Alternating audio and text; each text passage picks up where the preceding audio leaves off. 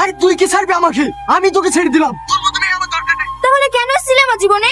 শোন, আমি তোকে প্রপোজ করতে চাইনি, তুই এসেছিস আমাকে প্রপোজ করতে। মনে আছে তো রিয়াকে তুই কতবার লাভ লেটার পাঠিয়েছিলি? তোকে ভালোবাসা আমার জীবনের সবথেকে বড় ভুল ছিল। আমি যদি আগে জানতাম না তুই এরকম চরিত্রহীন ছেলে, তাহলে জীবনে তোকে ভালোবাসতাম না। মুখ সামলে কথা বল। কোনো বান্ধবীর সঙ্গে কথা বললে কি চরিত্রহীন হয় না? ওইটা বান্ধবী না কে সেটা আমি খুব ভালো করেই জানি। এত কিছু যখন বুঝে গেছিস তখন আমি ফোন করছি কেন?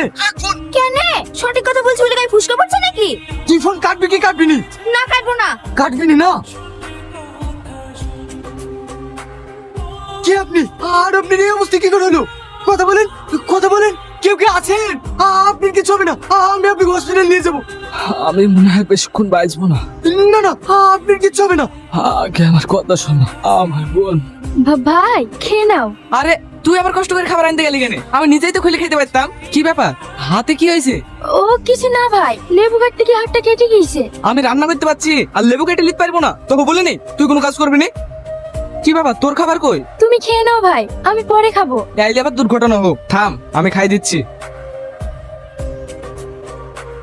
আসুন স্যার আসুন, আমি সব হিসেব ক্লিয়ার করে রেখেছি। ও আচ্ছা, তাহলে তুমি নতুন ম্যানেজার? হ্যাঁ স্যার। গত মাসের হিসেবে কিন্তু 5 লাখ টাকার হেরফের হয়েছিল, সেই জন্য আমি আগের ম্যানেজারকে বাদ দিয়েছি। তুমি যেন আবার না না স্যার, ওরকমটা হবে না।